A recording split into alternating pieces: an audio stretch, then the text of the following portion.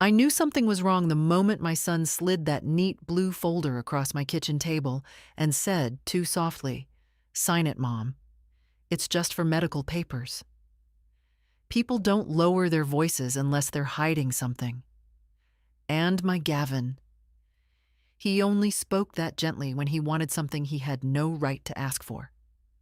The folder stopped near my teacup, the steam rising as if trying to warn me away.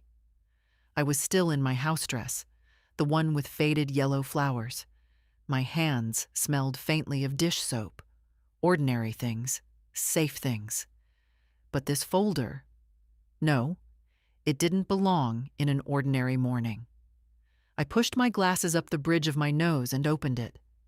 The first page had a title, but printed so faintly it looked like someone had tried to erase it. The next pages were copies, all black and white, with long paragraphs that wrapped around like they were trying to hide their true meaning in their own tales. I'd seen enough papers in my life to know when something was being concealed. My husband, God rest him, used to say, "Millie, anything worth signing can be read without squinting." But here I was, squinting.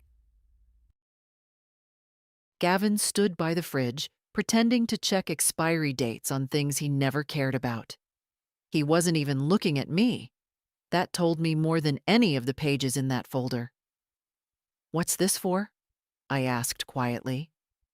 He sighed, the kind of sigh that says, "Please don't start, Mom. It's routine. Medical updates, insurance stuff. You're not getting any younger and they like everything current." "They," I repeated. "Who's they?" "Just programs, benefits." He waved his hand like he was shooing away a fly. "It's all to make things easier for you." "For me?" People love saying things are for you when they're anything but. There were 4 signature lines at the end. 4. For medical papers. I ran my finger over the spaces meant for my name. My hand didn't tremble, not then. I've always been steady when the moment called for it. But my breath did catch, just a little, when I reached the last page and realized someone had folded the corner down on purpose as if to draw my eye away from the paragraph above it. "You didn't read it?" I asked. "No need," he said too fast. "It's standard. Everyone signs these now." I closed the folder. Not gently. "You know," I said, "when your father brought papers home, he always sat down and read them with me line by line." Gavin finally turned. His jaw tightened. "Mom, can we not do this? I don't have all day." I looked at him then. Really looked. The creases around his mouth that came from displeasure, not laughter. The impatience in his fingers tapping against the fridge door. The way he kept his coat on, as if ready to run before I could ask anything he didn't want to answer. "Why today?" I asked. He shrugged. "Timing, deadlines. Things need to be updated. Please, just sign it." There was no softness in his eyes, no concern, no warmth. And that, more than the folder or the faint titles or the 4 signature lines, made something inside me go still, like a pond freezing over. I didn't argue, didn't ask anything else. At 74, you learn that silence is its own kind of answer. I simply placed the folder back where he'd put it, pushed it gently across the table toward him, and folded my hands. "I'll think about it," I said. He blinked, surprised. My son expects me to agree quickly, quietly, gratefully. He forgets I wasn't born old.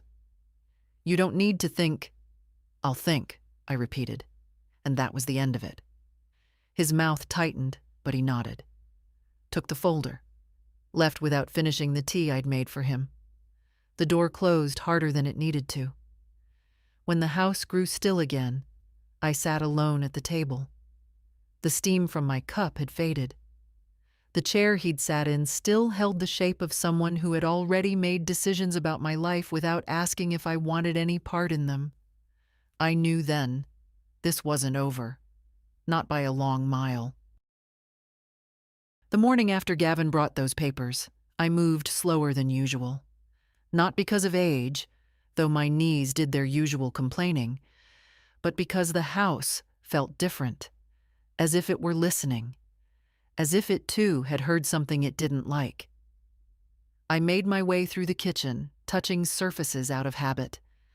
The counter nicked from years of chopping onions, the cupboard door my husband once mended with 2 long screws.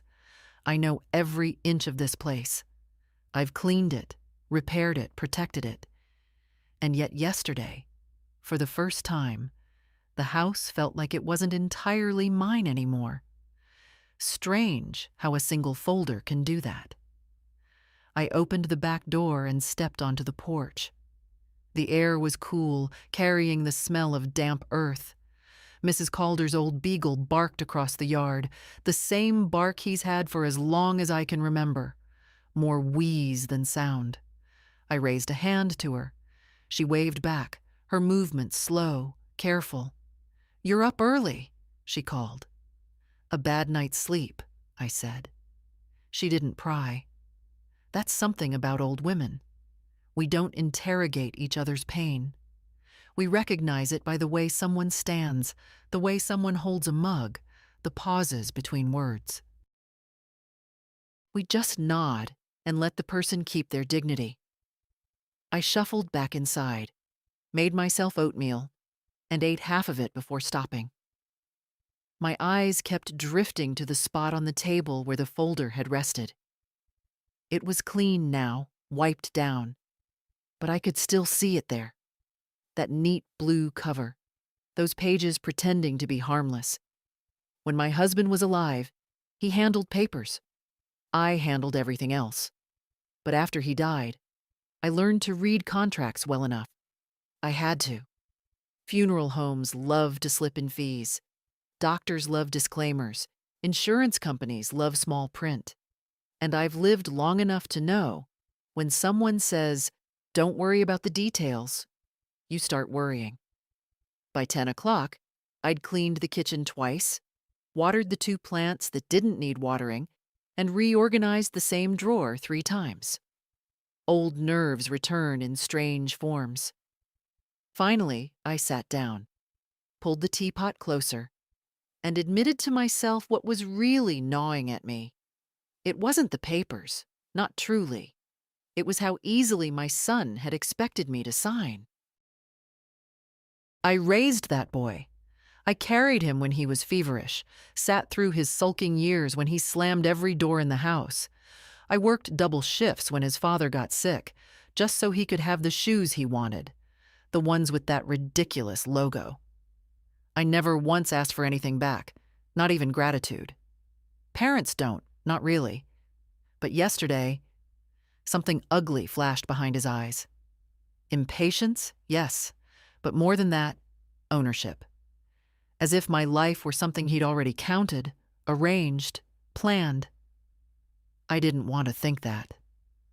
Mothers always try to think better of their children, even when all evidence points elsewhere. A soft knock sounded on the door. I froze. For a moment I thought it was Gavin, back again, folder in hand, ready to push harder. But when I opened the door, it was only the mailman, a thin bundle of envelopes in hand. "Morning, Ms. Whitcomb," he said. "Morning," I replied. 2 bills, 1 charity flyer, and an envelope addressed in a machine font I didn't recognize. I set it aside. These days, anything that asks me to act now goes straight to the bin. The rest of the day passed the way days do when you're 74 and unsettled. Slowly, quietly, with your own thoughts chasing each other like children you're too tired to stop. Around noon, I went to the living room, lowered myself into the armchair I've had since long before Gavin left home, and watched dust float in a sunbeam. It reminded me of Sundays with my husband. He'd read the paper. I'd knit something pointless, and the house felt full even in silence. Funny how silence changes when you're alone. My eyes drifted to the framed photograph of my daughter, the one I lost too young. Her boy, my grandson, looks so much like her. Maybe that's why he visits. Maybe he sees something familiar in me. Or maybe he just has a kind heart. Not everyone does. You learn that after 70. As the afternoon dipped into evening, my mind circled back again and again to the folder. The faint print, the multiple signature lines, the rushed explanations.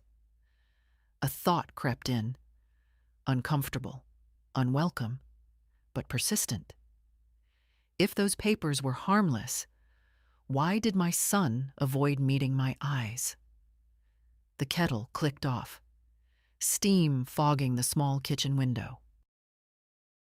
I poured myself tea, held the warm cup between my palms, and tried to steady my breathing. Nothing about yesterday was normal, and nothing in that folder was for my benefit. Not really. I didn't know what I would do next. But I knew one thing with absolute clarity. I wasn't signing a single page I didn't understand. Not this time, not for anyone.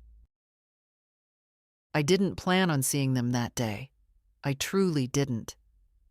But around 3 in the afternoon, the phone rang, and my son's wife, Kendra, chirped into the receiver with that bright, brittle tone she uses when she's already decided things for everyone. "Mildred, darling, we're in the neighborhood. Thought we'd stop by. 10 minutes?" Not a question, a warning. Before I could answer, she added, "Gavin has the papers again. Oh, don't frown. It's nothing dramatic. And it'll be easier if we all sit down together." I didn't say yes, but I didn't say no either. She hung up before I could. I stood in my kitchen for a full minute, hand still hovering over the receiver. The air felt heavy, like before a storm. I straightened a dish towel that wasn't crooked. Then I put the kettle on because I needed to do something with my hands. They arrived earlier than 10 minutes. Of course they did. Their car pulled up as if the driveway belonged to them. Gavin got out first, looking tired of everything, especially me. Kendra followed, adjusting her hair in the reflection of my window before knocking. She always knocks like she's calling a dog. Light, fast, impatient. I opened the door, and her perfume washed over me. Something citrusy and expensive that clashed with my house's old wood and lavender cleaner.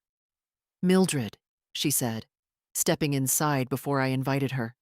"You look wonderful. Are those new slippers?" "No," I said. "Oh."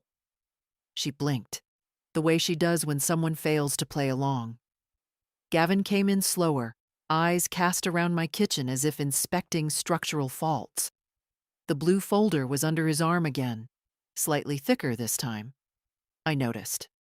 I notice everything now. "Mom," he said, nodding. He didn't call me Mom yesterday. Yesterday I was just someone who needed to hurry up and sign. I gestured toward the table. "Sit." They didn't sit. Instead, Kendra marched straight to the spot where I'd placed a plate of oatmeal cookies, the ones she always pretends to like. "Oh, sweets, lovely," she said, taking one and holding it like a prop. Gavin pulled out a chair, but remained standing, fingertips pressing the back of it. "Mom, let's just clear this up. You worried too much yesterday." "I didn't worry," I replied. "I read." Kendra laughed. Loud, careless. "Mildred, come on. You're overthinking. It's normal paperwork." Everyone deals with this when parents get older. Older, the way she said it, as if it were a diagnosis. Gavin opened the folder and turned it toward me. "Here. See? Same thing as before, just updated." But it wasn't the same, not even close. The margins were narrower, the paragraphs denser, and this time there were tabs, little yellow flags marking where they wanted me to sign. 6 of them now. Yesterday, there were 4. Kendra circled the table, placing a hand lightly on my shoulder. She always touches me when she wants control. It's all about making things easier for you, Mildred. If anything happens, God forbid, we'll be able to handle medical decisions, insurance, the house. The house? I repeated. She blinked. Too fast. Well, yes, temporarily. Just until you're settled. If you needed more help at some point. I'm not unsettled, I said. No, of course not, she rushed. We're just preparing. Preparing. That word slid into the room like a cold draft. I turned a page in the folder. The print was small enough to make my eyes ache. Something about temporary transfer of property oversight in the event of diminished capacity. That phrase, diminished capacity, made something deep in me clench. My voice stayed quiet. It always does. Did either of you read this? It's standard, Gavin said. Standard for what? He exhaled sharply. Mom, you don't need to make this difficult. There it was, the impatience, the edge behind his tone.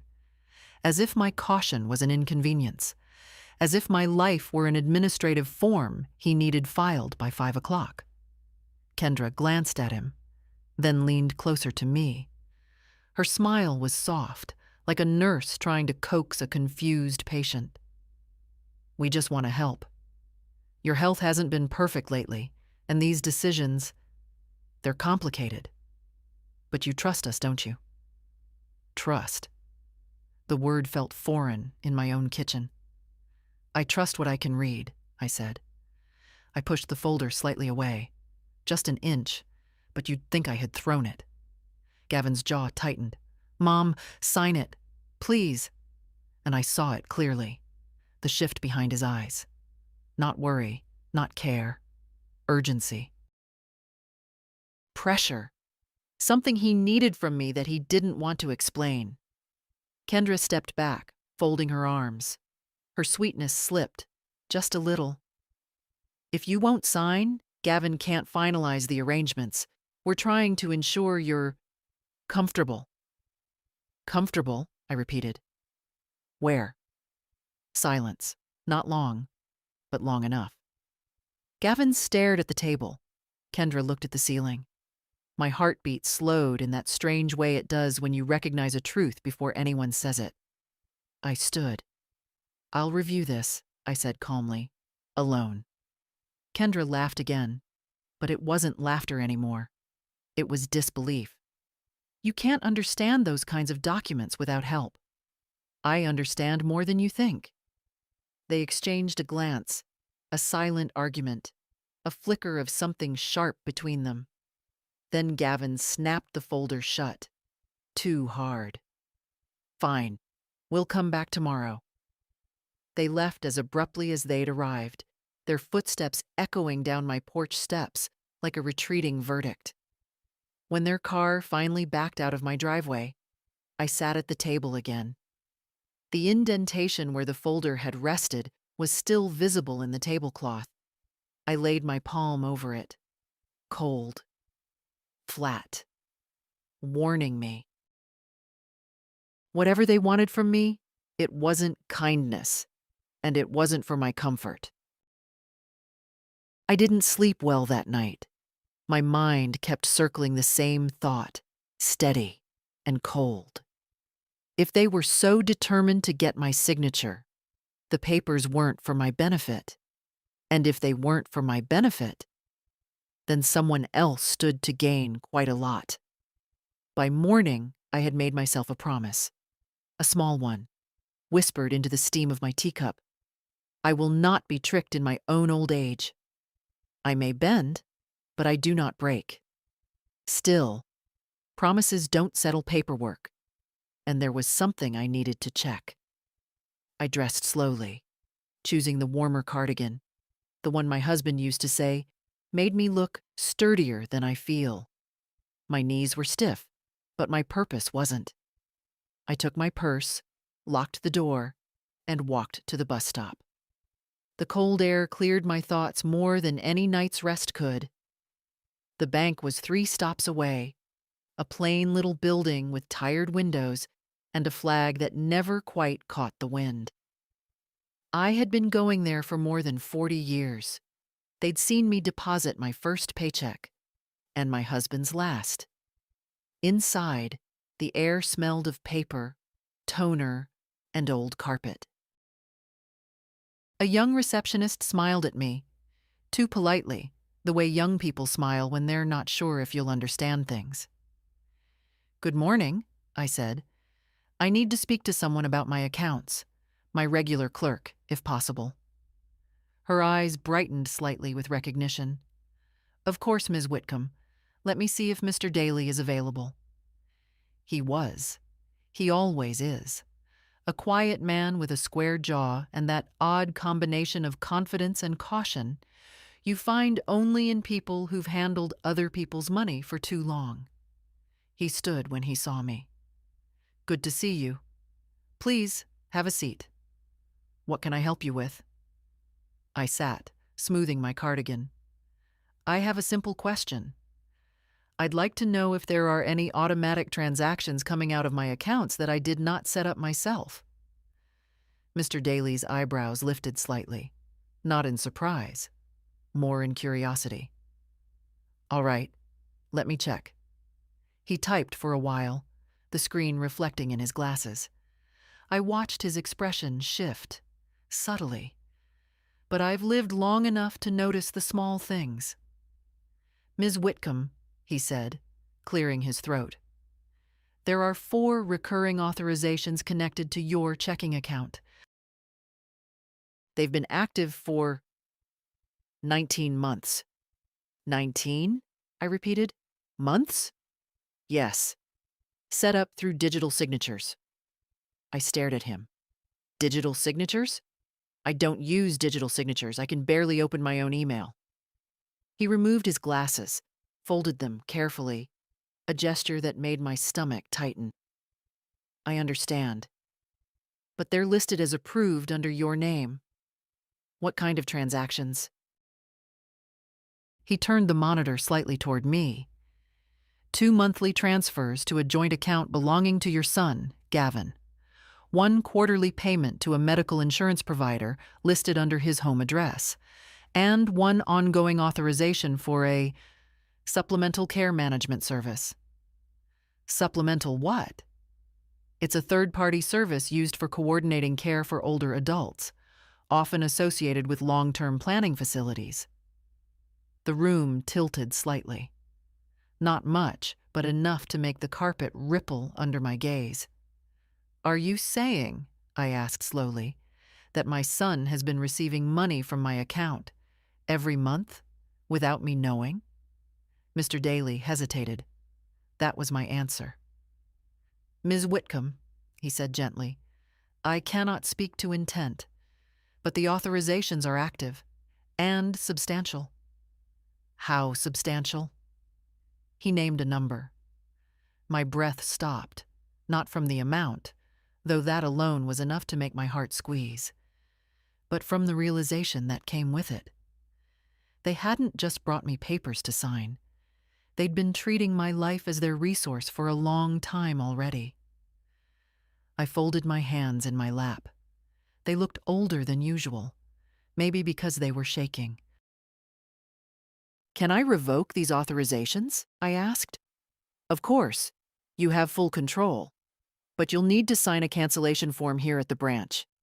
He handed me a pen, a simple black pen, but it felt strangely heavy. "Ms. Whitcomb," he added quietly, "if I may, it's wise of you to review these things. Many people your age don't." I looked at him, not offended, just tired. I haven't lived 74 years to start being careless now. I signed slowly, making each stroke deliberate. Revoked. Cancelled. mine again. When it was done, Mr. Daly printed a confirmation sheet.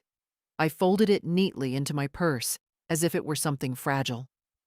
Walking back to the bus stop, I felt cold despite the sun. My house, my savings, my decisions, all of them had been quietly slipping into someone else's hands. My own son's hands. People think betrayal comes like a storm. Loud, violent, obvious. But no. Sometimes it comes as a soft nudge across the table. A blue folder. A voice saying, "Sign it, Mom." At home, I hung my cardigan on the chair and stood still in my quiet kitchen. The clock ticked steadily. The refrigerator hummed. Everything looked the same. But nothing was the same. My son thought I wouldn't notice. He thought age made me blind. He's about to learn otherwise.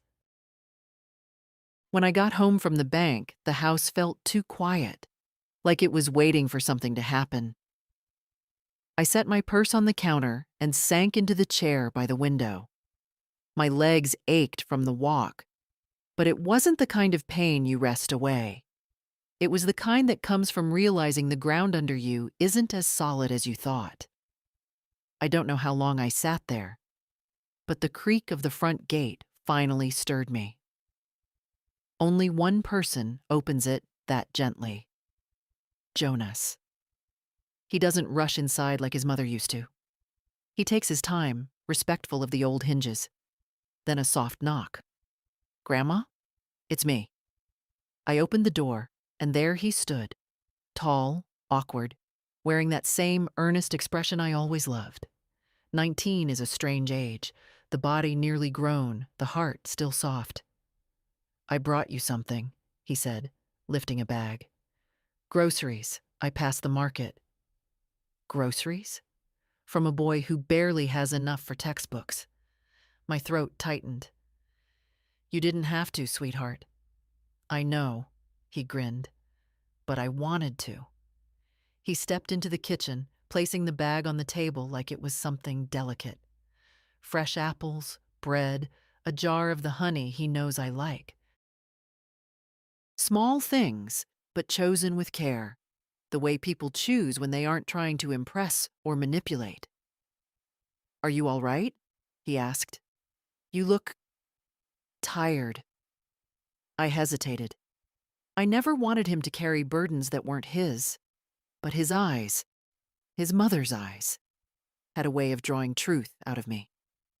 "I had a long morning," I said. "Bank matters." He pulled out a chair and sat, elbows on his knees. "Nothing bad, I hope." "Just things I needed to check for myself." He didn't push. That's something about Jonas. He leaves silence open, like a door you can walk through only if you want to. For a moment, we just sat there. Him tapping the table quietly, me watching the steam rise from the kettle I'd forgotten to turn off. "You know," he said, picking up an apple. "Mom used to tell me how Grandpa hated paperwork. Said it was invented to confuse decent people." That's exactly what he used to say. I smiled despite myself.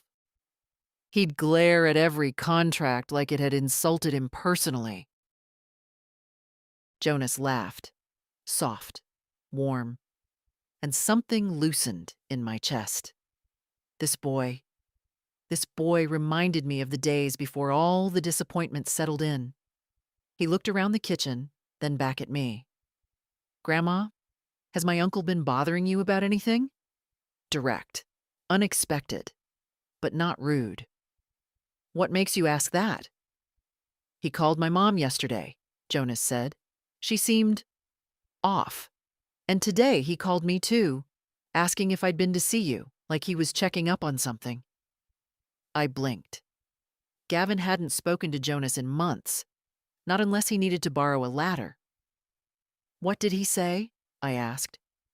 "He asked if you'd been confused lately, if I'd noticed anything strange about you." Jonas paused. I told him no, because it's not true. My fingers tightened around the edge of the table. Confused. That word again. Kendra had said it yesterday, too, in that gentle, dangerous tone. Jonas watched my face, then leaned forward. Grandma, whatever's going on, you know I'm on your side, right? His side. My side. Funny how those words feel different depending on who says them. I reached out and touched his hand. I know, sweetheart. He didn't ask for details. Didn't try to fix anything. Just stayed a while longer, talking about school, about a professor who reminded him of his grandfather. Normal things. Kind things. When he finally stood to leave, he hugged me tighter than usual. "Call me if you need anything," he said quietly. After he left, I stood at the window, watching him walk down the path. He didn't look back. Not because he didn't care, but because he trusted I was watching. And I was. When the gate clicked shut, I felt something shift inside me. A new kind of steadiness, not anger, not fear. Simply this. Someone still saw me, not as a burden, not as an inconvenience, as a person. And that meant I wasn't as alone as I thought. They came back sooner than I expected. I was still finishing the dishes from lunch when I heard the crunch of tires on my gravel driveway. Not the neighbor's old sedan. No, this was the sound of Gavin's too large SUV, the one he bought last year when he complained he couldn't afford to help me fix the back fence. I wiped my hands on a towel and stayed where I was. Let them knock. Some things deserve a pause, a sharp rap on the door, then another, faster, like impatience disguised as politeness. "Mom, it's us," Gavin called. Us.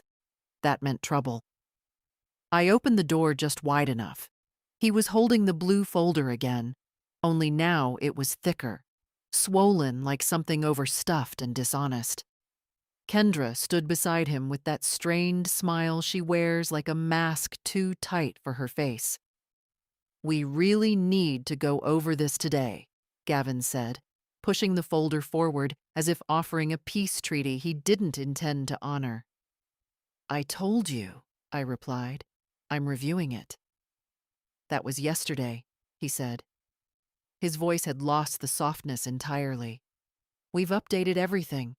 It's clearer now." Clearer. They love that word when they've hidden something deeper. Kendra stepped in with her syrupy tone. "We simplified the pages, Mildred, to make it easier for you." "For me," I said, though my voice didn't rise. "How kind." She either missed the sarcasm or pretended to. "We even marked the important lines with new tabs." Indeed, they had. Bright green tabs this time. 6. No, 8. As if adding more signatures would make things clearer. "Why don't we sit?" she said, already moving toward the kitchen table. But I stayed by the doorway. Something in me refused to step aside. "We'll stand." Gavin sighed sharply. "Mom, don't make this difficult." I looked at him. Really looked. Not as a mother who yearns for the boy she raised, but as a woman evaluating the intentions of another adult. His jaw was too tight. His eyes kept shifting toward the folder like a gambler guarding his last chips. "What's changed?" I asked. Kendra blinked. "Excuse me?" "You said the papers were the same. Then you said you simplified them, but now there are more signature lines. So, which is it?" Gavin pressed his lips together. "The lawyer said we needed to include some additional forms." "What lawyer?" "Our family lawyer," Kendra answered quickly. "You don't know him." "That's convenient," I murmured. She bristled. "Mildred, this is all standard." "Standard for placing someone in long-term care?" I asked. Their silence was brief, but long enough. Kendra recovered first. "No one is putting you anywhere. It's just planning. Responsible planning." I let out a slow breath. "Planning for what?" For the future, Gavin said. His tone was flat, impatient. Look, these decisions need to be made now, before something happens. Before you lose track of things. There it was. The real reason, spoken aloud at last. Lose track, I repeated. You know what I mean, he said. You've been forgetting things. I forgot nothing, I replied. Not one thing, including what you authorized from my bank account. The color drained from his face. Kendra straightened, her voice tightening. You misunderstood. I understood perfectly. Digital signatures under my name, recurring transfers, insurance payments for your household, care management fees, 19 months' worth. Gavin took a step toward me, folder in hand. Mom, listen. No, I said. You listen. He froze. Not because I raised my voice. I didn't. I've learned in my 74 years that quiet words travel farther. You expect me to sign papers you won't explain? Papers that change every time you bring them? Papers connected to a lawyer I've never met. And you expect me to believe this is for my comfort? Kendra's cheeks flushed. We're trying to make your life easier. You're alone, Mildred. That house is too much. You shouldn't be handling things on your own. I've handled things on my own longer than either of you have been alive, I said. Gavin exhaled sharply. Mom, we need this. We need you to cooperate. There it was. Not help you, not support you. They needed something from me, something big. What happens if I don't sign? I asked. They exchanged another glance, quicker this time, anxious. Kendra stepped forward. It would delay everything. Everything, I echoed. Gavin rubbed his temples. Mom, please, stop digging into this. Sign the form so we can finalize arrangements. Arrangements. Another word they used like a blanket to hide something sharp underneath. I took the folder from his hand. Not because I intended to sign, but because I wanted him to see I wasn't afraid of it. I'll review it, I said. You said that already, Gavin snapped. And I'll say it again until I understand every line. He opened his mouth, then closed it. His foot tapped once against the floor. A tell I knew since he was 3 years old, the one he had when he was caught in a lie. Finally, he said, We'll come back tomorrow. And just like that, they left. Walking down my steps with the confidence of people who believe the matter is only temporarily delayed. I watched them go, that thick folder pressed against my chest. Tomorrow they would return. And tomorrow I would have answers they wouldn't expect. Because tomorrow, I wouldn't be reviewing these papers alone. I didn't sleep at all that night. The house creaked, the wind scratched at the gutters, and every sound felt like a reminder. They're coming back tomorrow. They would arrive with that swollen folder, with their gentle lies, with their urgency disguised as concern. I couldn't face that folder alone again. Not another time. So in the morning, after washing my face with water cold enough to wake the dead, I put on my warmest coat, slipped the folder into my bag, and walked out the door before fear could suggest I stay home. It wasn't far to the community legal clinic, just 4 blocks, though each one felt longer than the last. My breath came out in little puffs, trailing behind me like thoughts I didn't have time to catch. The clinic sat between a pawn shop and a barber that hadn't changed its sign since the 70s. The building looked tired, but the sign on the door, Free Legal Aid for Seniors, felt like a lifeline. Inside, the waiting room was quiet. A young woman at the desk offered a polite smile. Do you have an appointment? No, I said, clutching my bag, but I need someone to look at some documents. Of course. Let me check who's available, I waited, listening to a clock tick on the wall. Each tick sounded like a countdown to something I wasn't ready for. Minutes passed before a man in his late 60s stepped into the room. Tall, gray-haired, with eyes that looked like they'd seen everything and judged none of it. "Ms. Whitcomb?" he asked. "Yes. I'm Mr. Lambert. Come with me." His office smelled faintly of old books and ink. He gestured to a chair, and I sat, pulling the folder from my bag as if it might bite. "What would you like me to look at?" he asked. I opened it to the first page, smoothing the creased edges. "My son wants me to sign these. He says they're medical papers." Mr. Lambert's eyes flicked to the pages, then back to me, then to the folder again. "Let's have a look, shall we?" He adjusted his glasses and began reading. Not quickly. Not with the dismissive confidence of someone who'd already made up his mind. No. He read like a man familiar with traps. The longer he read, the stiller he became. When he finally lifted his head, something in his expression had changed. The warmth was still there, but behind it was steel. "Ms.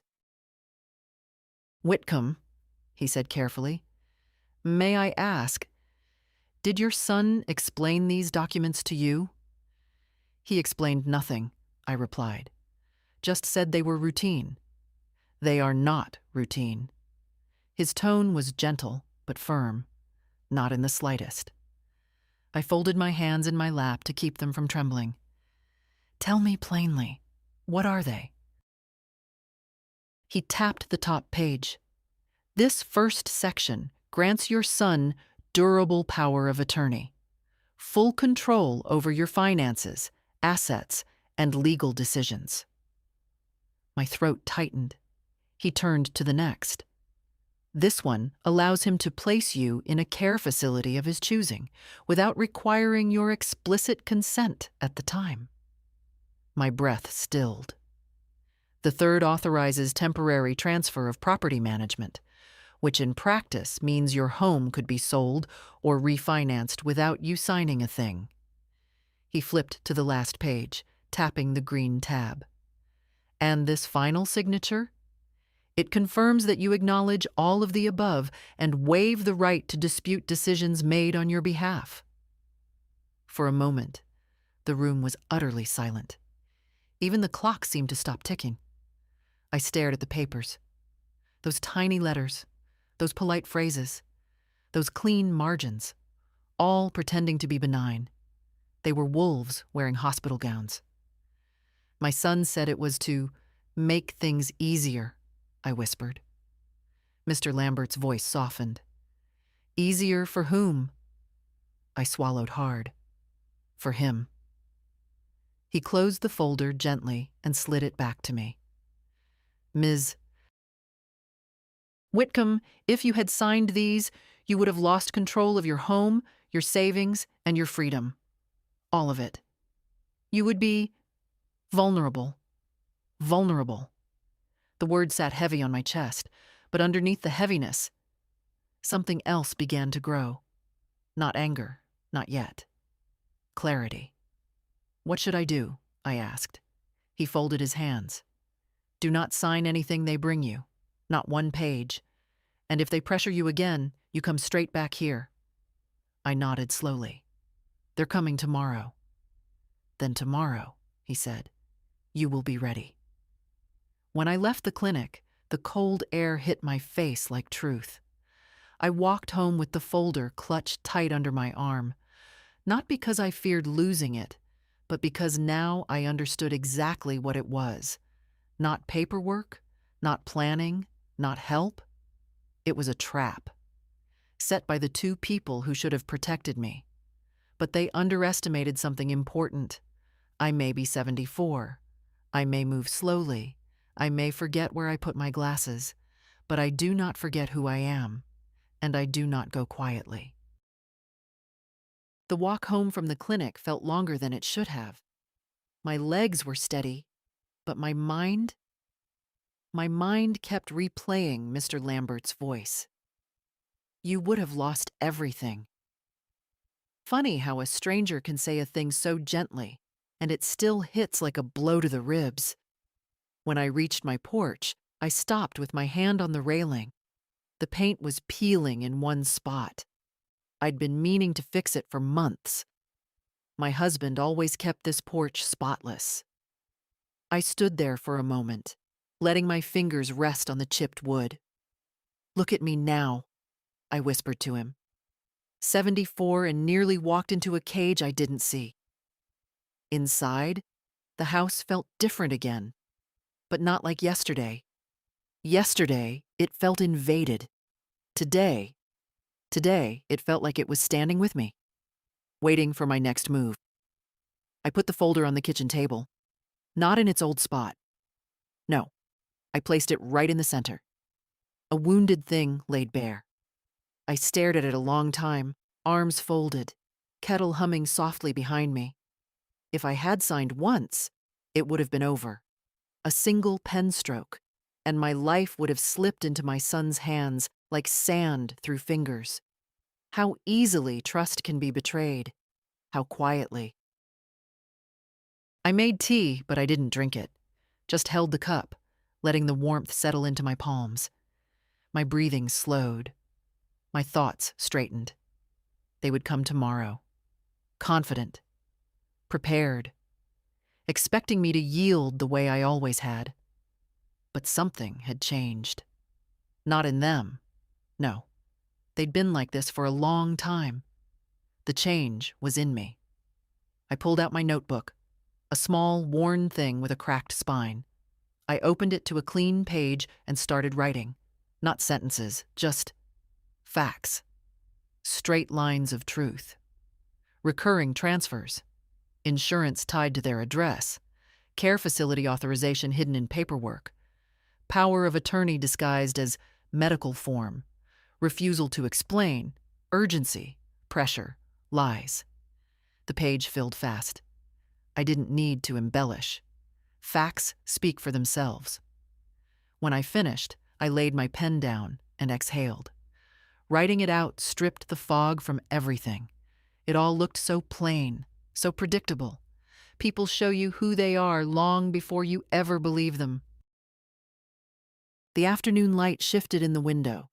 Dust floated lazily in the beam, the way it always does. Nothing special. And yet, sitting there, I felt like a different woman than the one who woke up that morning. I wasn't scared anymore. Wary, yes, but not scared. I got up and moved around the house, touching familiar things. The frame of my daughter's picture, the dented mixing bowl from our early marriage, the clock that still loses 3 minutes a week. These things reminded me of every version of myself I had ever been. The girl who worked nights to buy her first car. The young mother who knew how to stretch $1. The wife who cared for a dying husband without ever once asking, "Why me?" The woman who buried half her heart when her daughter died. The grandmother who kept going anyway. A woman like that does not crumble over a folder. By 6 o'clock, the sky outside had turned a soft blue, the kind that looks almost tender. I sat back down at the table, folded the folder shut, and placed my hand on top of it. They think I'm fragile, I said aloud. Old. Easy to sway. The house stayed quiet, but it felt like it heard me. I've survived more storms than they've ever seen. Something untied itself in my chest, a knot I'd carried for years without even noticing, the knot of always being agreeable, accepting, grateful for scraps of kindness. It loosened all at once, and I breathed more deeply than I had in weeks. They would return tomorrow, yes, but tomorrow they wouldn't find the woman they left behind. After dinner, a simple soup I barely tasted, I washed the dishes and dried them carefully, as I always do. I set everything in its place. Order matters when life tries to become chaotic. Before bed, I took the folder one last time and slipped it into a drawer. Not hidden, just moved. Out of sight, but not out of mind. Then I turned off every light and let the house settle into darkness. I lay awake, but not in worry, in clarity. Tomorrow, when they knock, I will not tremble. Tomorrow, I will know exactly who I am. And tomorrow, they will learn it too. They arrived earlier than usual. I heard the car before I saw it. That low, expensive hum Gavin's SUV makes when it climbs my driveway. I was standing at the sink, rinsing my teacup, when the sound tightened every muscle in my back. Not from fear, from readiness. A firm knock followed, not polite, not gentle. A knock that assumed the door would open. I dried my hands slowly. Let them wait. When I opened the door, Gavin stood there with the blue folder pressed to his chest like a shield. Kendra hovered behind him, her smile stretched too wide, as if she were trying to hold something in place. Her patience or her story. "Mom," Gavin said, "we need to talk." I stepped aside just enough for them to enter. Not more. Kendra walked in first, scanning the room as though expecting to find someone else. Maybe they thought Jonas was here, or maybe they feared a witness. "We don't have much time," she began. "The lawyer wants these forms finalized today, so we should—" I raised my hand, just slightly. A small gesture, but enough to stop her mid-sentence. "Sit," I said. They sat. Not because they wanted to, but because something in my voice left no room for choice.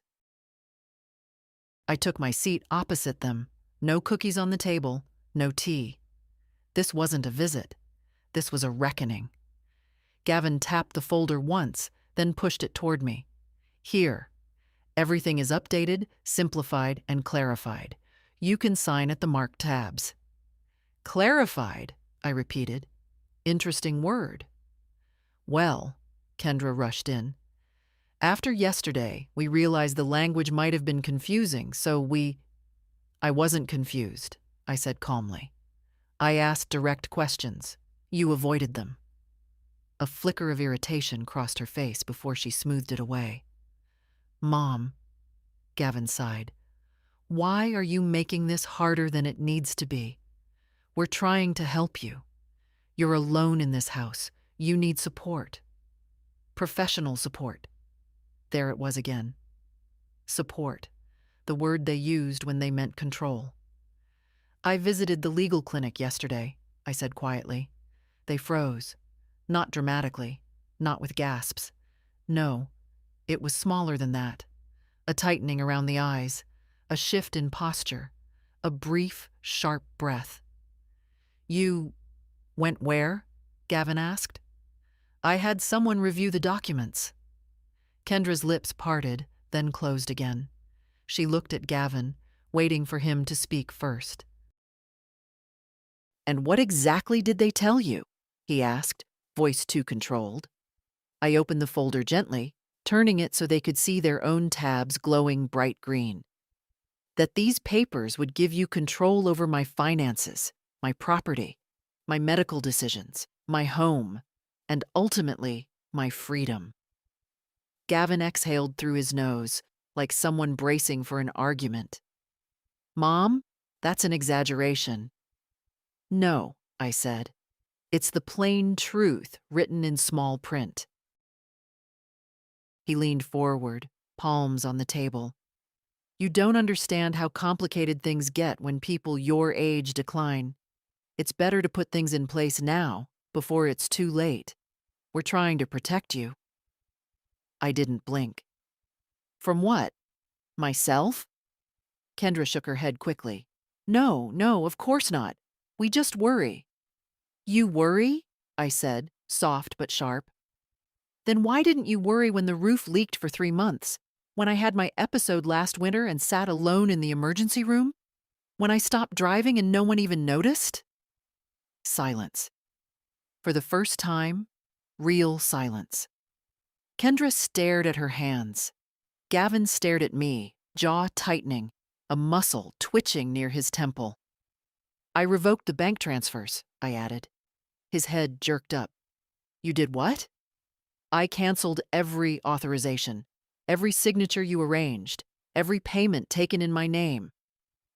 For a moment, his composure cracked. Not enough for an outburst. He's too controlled for that. But enough that I could see the truth underneath. This wasn't about care.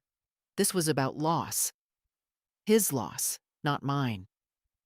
You shouldn't have done that, he muttered. Why? I asked. Did you need the money more than I did?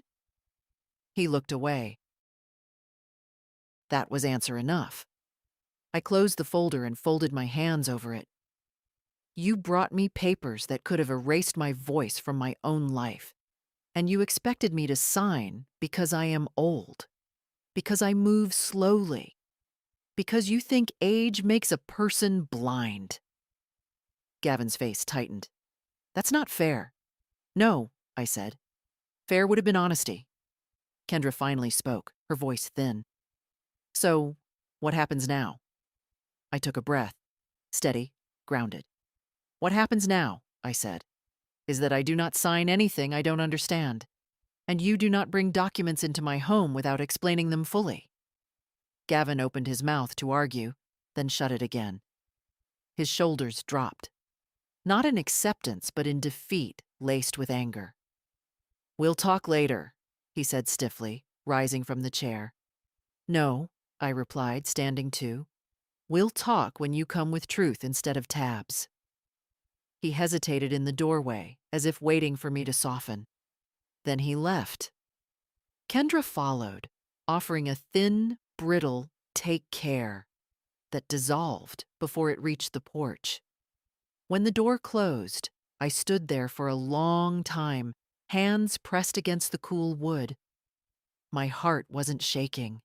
My breath wasn't short. I felt steady. For the first time in years, I felt entirely my own. After they left, I didn't sit down right away. I walked through the house slowly, touching the backs of chairs, the edge of the hallway table, the frame of the mirror near the door. Not because I needed support, but because the house had become something like a witness, and I needed to feel it around me.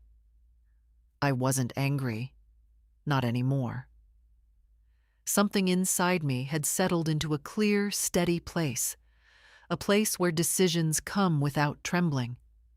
So the next morning, before the sun had fully risen, I called Mr. Lambert.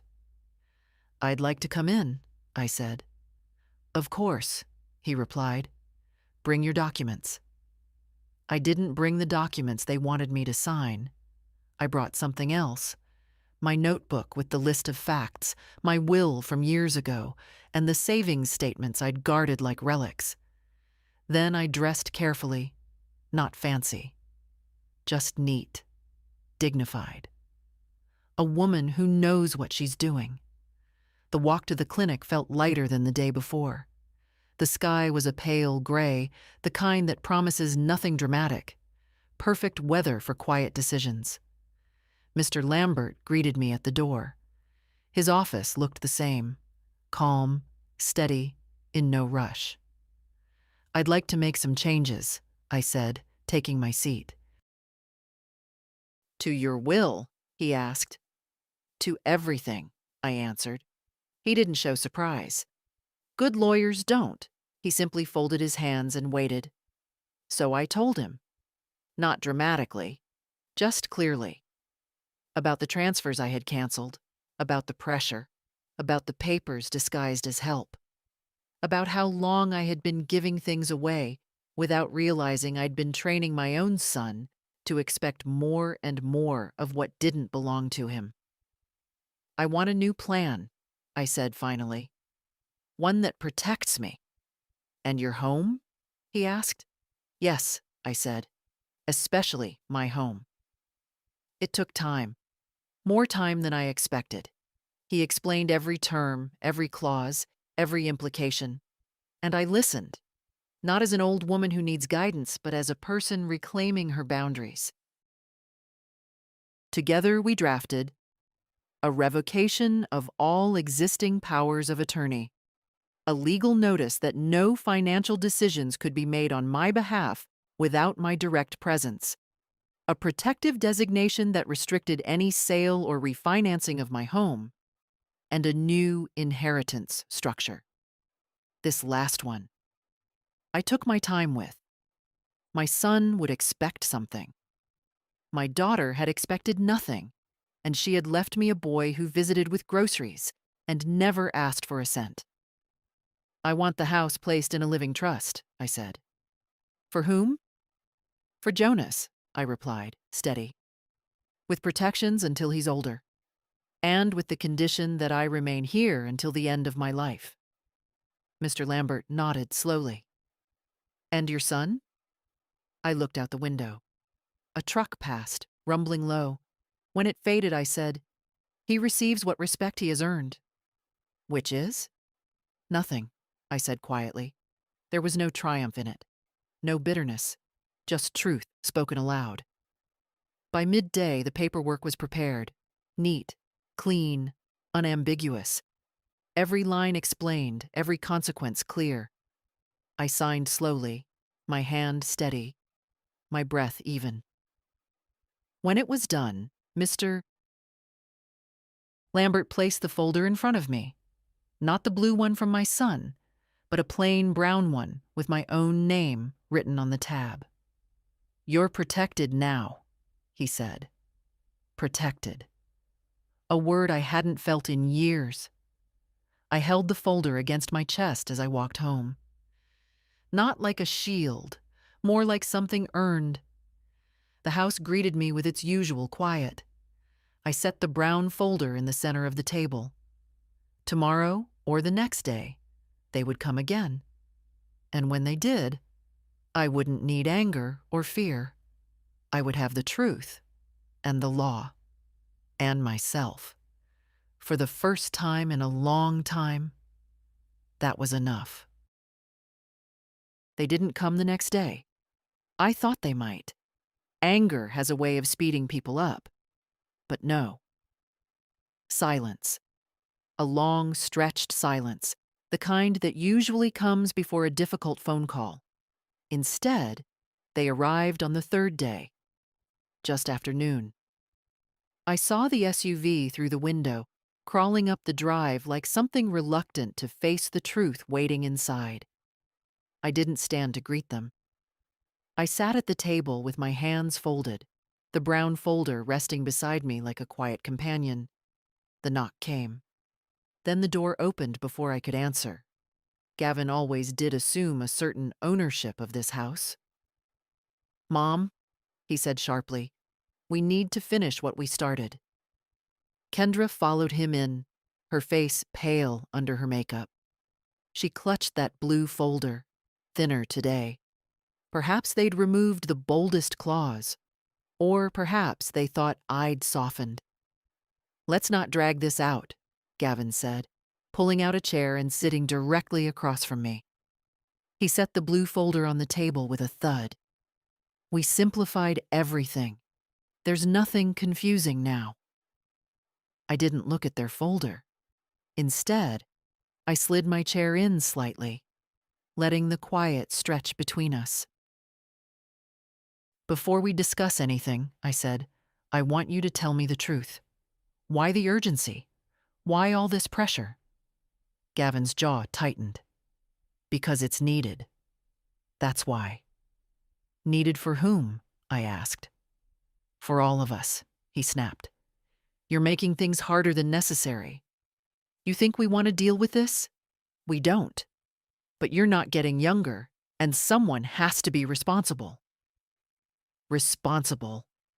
A word used by people unwilling to say what they really mean. I see, I murmured. Kendra leaned forward, her voice too bright. We just want everything in place, Mildred, so we aren't scrambling later. Please, sign the forms. It's the sensible thing. There it was again, that well-shaped plea. Practiced, polished, empty. I reached out slowly, lifting the blue folder. Their eyes followed the motion hungrily, convinced perhaps that they'd worn me down. But instead of opening their folder, I set it gently aside and placed my hand on the brown one. "This," I said quietly, "is what I will be signing." Gavin frowned. "What is that?" "My documents," I said. "Prepared with a lawyer, in my presence." Explained line by line. Kendra shifted, color draining from her face. "Mildred, what did he convince you to do?" "Nothing," I replied. "I asked. He answered. I understood. That's all." Gavin leaned forward, voice low and sharp. "What's in it?" "Protections," I said. "For my home, for my finances, and for myself." He stared at me, confusion mixing with anger. "Protections from who?" "From anyone who would take my life out of my hands," I said. It landed between us like a stone dropped into still water.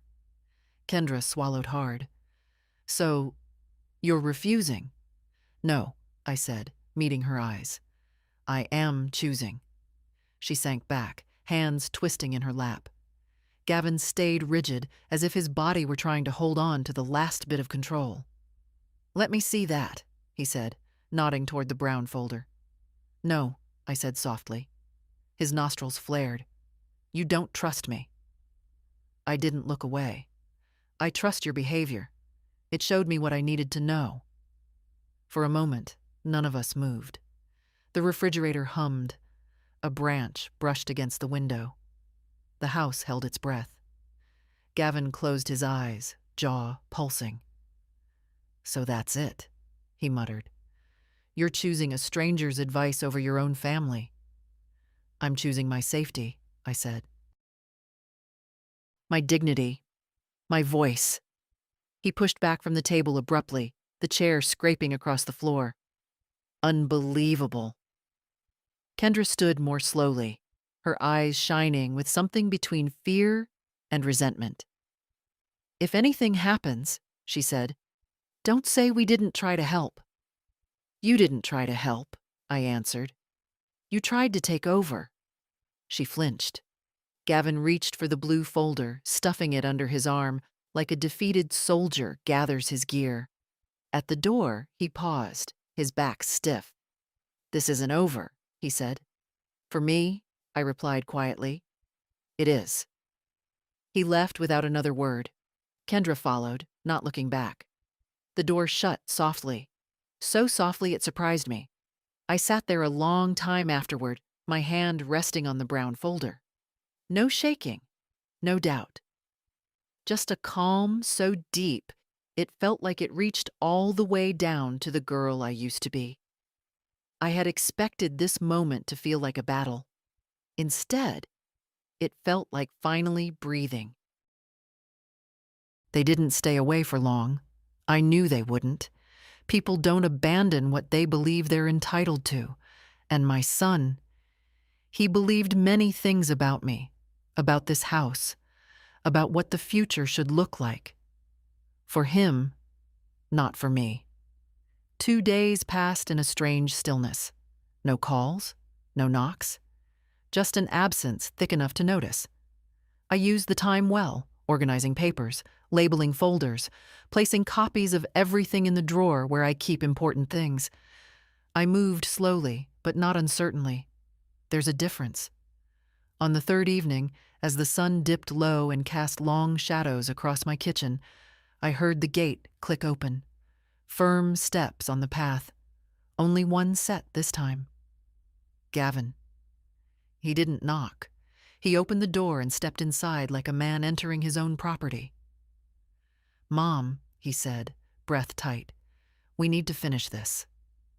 He held no folder, no gentle tone, no polished explanations, just a tension in his shoulders that made him look smaller, not larger. I wiped my hands on my apron. I'd been chopping vegetables, and pointed to the table. "Sit." He sat, but not fully, just perched, ready to spring. His eyes went to the brown folder beside my teacup. "What's in there?" he asked. "My decisions," I said. "Decisions you made without talking to us." "I tried," I said. "You handed me documents you wouldn't explain." He rubbed his forehead. "Mom, you're being impossible. We're trying to avoid chaos later. You think I want to handle your care, your house, your bills? I'm doing this because it has to be done." "And yet," I said, "it only had to be done once you could benefit from it." His eyes flashed. "That's not fair." "It's honest," I replied. He lowered his gaze for a moment. Not in shame, no, but in calculation. Then he looked back up. "Fine. Show me what you signed. Let's go through it together." "No," I said gently. "I don't need to go through it with you." His mouth twitched, as if he couldn't decide whether to argue or laugh. "Mom, you don't understand how this makes us look." "To whom?" I asked. "To the neighbors? To Kendra? To your lawyer?" "To you," he snapped. "It makes us look like villains." "You're not villains," I said softly. "You're just people who made choices, and I'm making mine." He stared at me then, really stared, searching my face for something. Weakness, confusion, regret. Something he could use. He found nothing. Finally, he exhaled. "So that's it? You're cutting me out?" "I'm protecting myself," I said. "You chose what you chose. I chose what I must." He leaned back, shaking his head. "I can't believe this. After everything I've done for you." It was an old line. He'd used it many times in many forms. I didn't argue. I didn't list the things I'd done for him. The diapers, the late nights, the loans, the quiet sacrifices. Those things were true, but unnecessary now. "I'm not measuring the past," I said. "I'm protecting the present." He stood up suddenly, pushing the chair back with too much force. It scraped across the floor, startling the quiet. "You're going to regret this," he said, voice sharp as winter air. "Perhaps," I said, "but regret is better than surrender." He went still. Maybe the words surprised him. Maybe the calm did. He'd always mistaken my silence for softness. He'd never understood that a quiet person can make decisions louder than any shout. "Show me the papers," he demanded one last time. "No," I said again. "They're mine, not yours." He stared at me, hands clenched, jaw tight. I saw the boy he used to be, the one who threw tantrums when he didn't get what he wanted. But now the stakes were different. Higher. He wasn't losing a toy. He was losing control. He turned without another word and walked to the door. Before leaving, he paused, hand on the frame. "When things fall apart," he said, "don't expect me to fix them." "I'm not asking you to," I replied.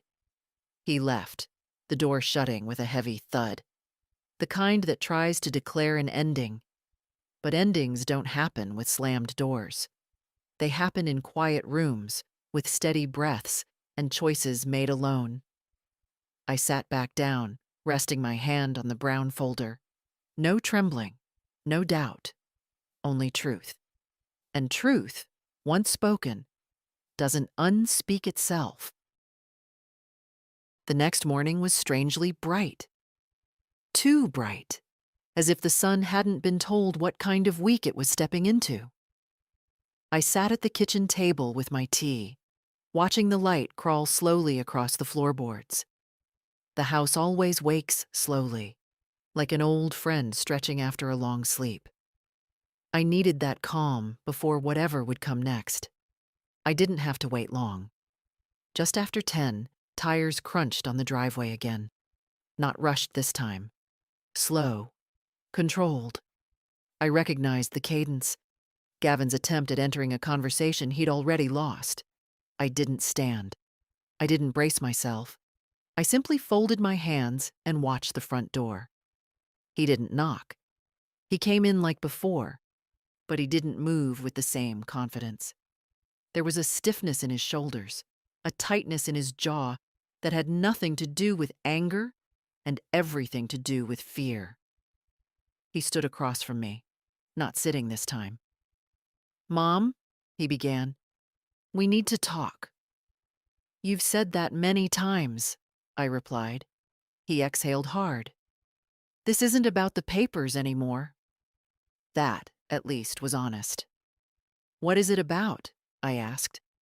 He hesitated. I could see him choosing his words, shaping them in his mind, polishing them in the way people do when they're about to lie or confess. I wasn't sure which way he'd lean. "People will think I did something wrong," he finally said, "if they hear you changed everything." "So this is about appearance," I said. "No," he snapped. Then softer. "It's not only that. I thought we had an understanding, that I was the one who'd handle things when the time came." "You assumed," I said gently. "Assumptions aren't promises." He looked away, hands on his hips. "I was trying, Mom. Maybe not perfectly, but I was trying." "You were trying to arrange my life without me," I said. "That isn't care. That's control." He flinched, just slightly. I could see him struggling between anger and something else he hadn't let himself feel in years. Maybe guilt. Maybe the realization that he'd walked too far down a road he didn't know how to back out of. "Mom," he said, quieter now, "it wasn't supposed to get like this. That's because you didn't expect me to push back." He didn't argue. That, more than anything, told me he knew I was right. I leaned back in my chair. I wasn't trying to tower over him. I couldn't even if I wanted to. But there's a certain weight that comes with age and experience and survival. It fills a room without raising its voice. "You're angry," I said, "and maybe embarrassed. Those things pass. But hear me now. I won't be managed, not by you, not by anyone." He swallowed hard. "I just wanted to secure things for later." "I already secured things," I said, nodding toward the brown folder. "Legally, with clarity, with dignity, and without deception." His eyes followed the folder as if it were a locked door he didn't have the key to. "And Jonas?" he asked suddenly. "Is that who you replaced me with?" I didn't look away. "I didn't replace you. I simply stopped pretending that being my son meant you understood what was best for me." He didn't shout. He didn't pace. He just stood there, shoulders tense, mouth tight, looking somehow both older and younger than he had in years. When he spoke again, his voice had dropped. "So that's it. You made your choices." "I did," I said. "And you made yours long before I made mine." He ran a hand through his hair. "You know, I never meant to hurt you." "I know," I said. "But harm doesn't require intent. It only requires action." Those words stayed between us. Heavy, honest, necessary. Finally, he exhaled and stepped back. For the first time in days, he didn't try to reach for anything. Not the folder, not the table, not control, just the doorknob.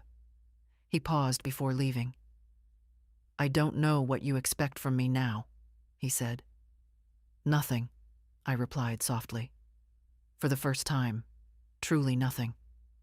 He nodded once, stiff, uncertain. Then opened the door and walked out into the bright morning. When the silence returned, it didn't feel hostile or empty. It felt earned. I stayed at the table, breathing slowly, my hand resting near the brown folder but not touching it. I didn't need to. The decisions were made, the boundaries set. The storm passed. What remained was steady ground. Mine. The days after Gavin's visit moved quietly, like dust settling after a room has been shaken. Nothing dramatic happened. No slammed doors, no urgent knocks, no blue folders left like traps on my table. Just stillness. And it suited me. For the first time in a long while, I woke up without bracing myself. No tightening in my chest. No wondering what they'd demand next. The house felt lighter too, as if it finally exhaled with me. I spent a morning tending to small things I'd postponed for months, sewing a loose button on my coat, mending the hem of the curtain in the living room, wiping down the picture frames in the hallway. Quiet chores, nothing important.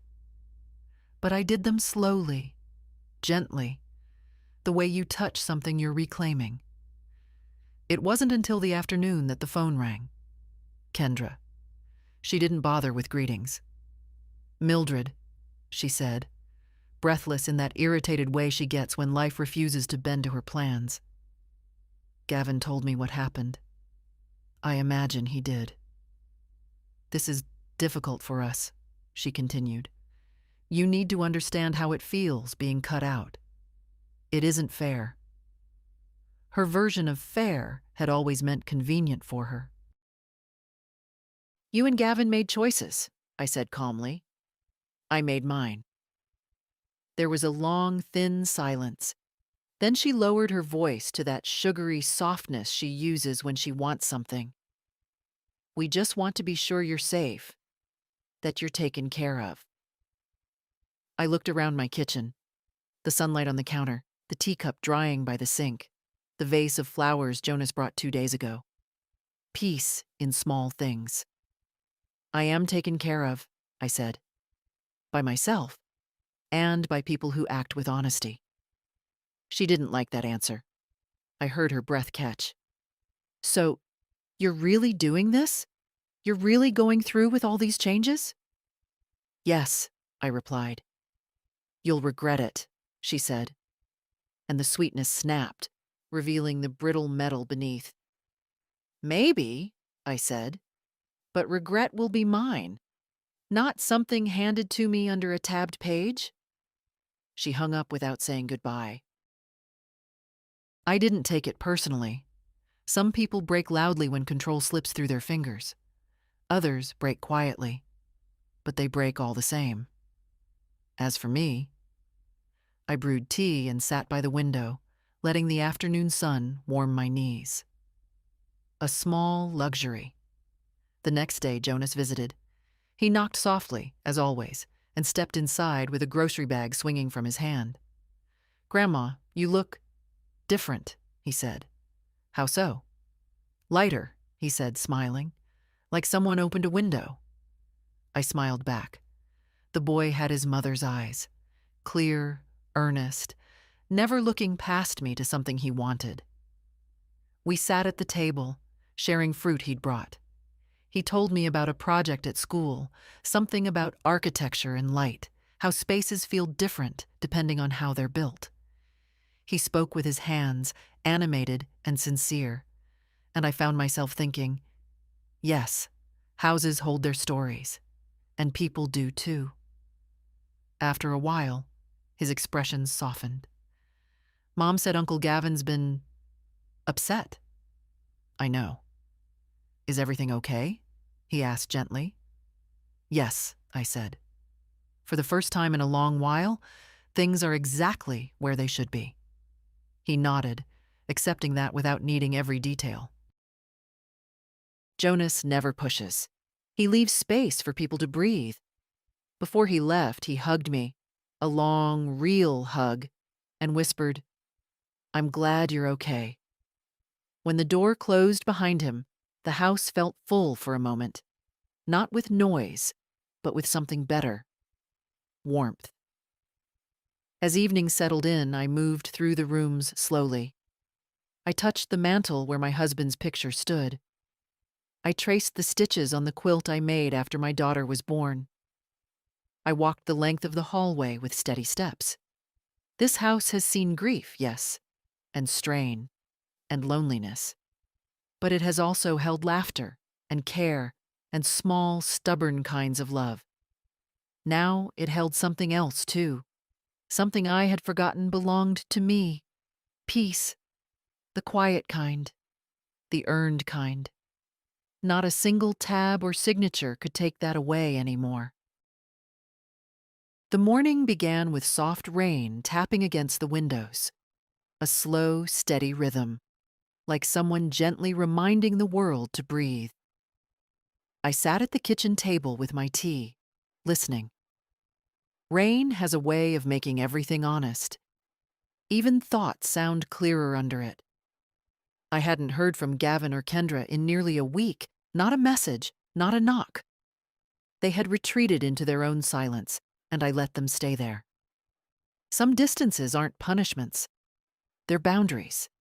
And boundaries can be merciful things. I spent the morning writing small notes to myself. What to buy at the market. Who to call about repairing the gutter. A reminder to check the smoke alarm batteries. Mundane tasks. But they felt like something bigger. Proof that my days were still my own. Around noon, the gate clicked open. I knew that sound. Jonas walked up the path with careful steps, as if unwilling to disturb the wet earth. He carried nothing this time. No groceries, no books, just himself. "Grandma?" he called softly. "I'm in the kitchen," I replied. He stepped inside, shaking droplets from his hair. "I just came to see how you're doing." "I'm all right," I said. And it was true. He sat across from me, elbows on the table in that easy way of his. "Mom said things have been tense." "They were," I said, "but storms pass, even family ones." He nodded thoughtfully, as if weighing that truth. "Do you need anything? Help with bills? Shopping? Repairs?" So many offers. All simple, all sincere.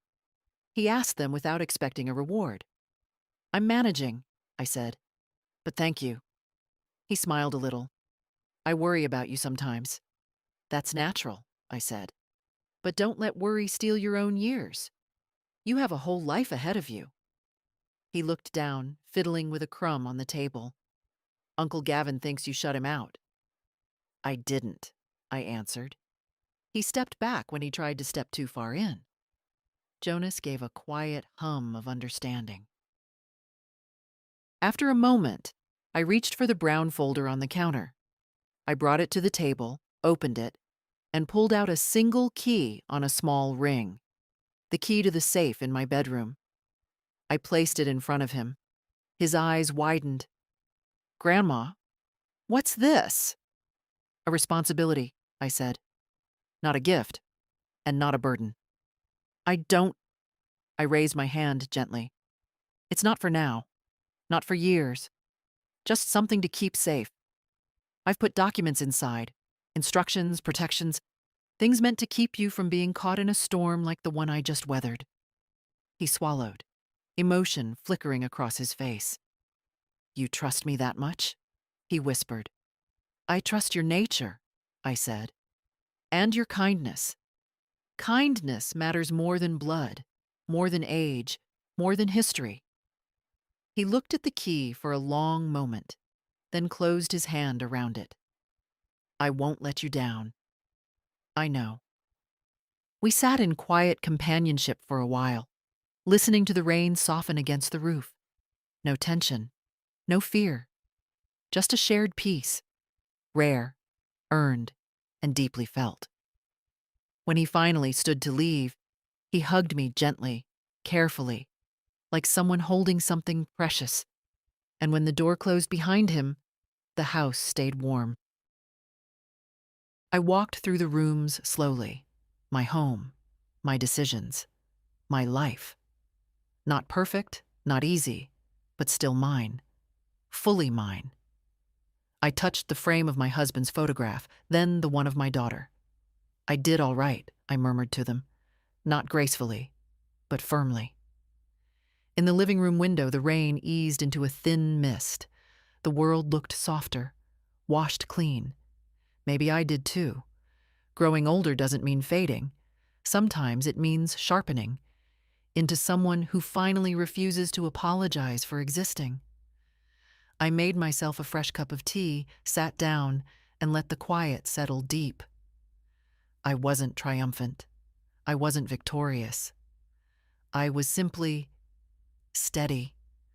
And steady, at my age, feels like freedom.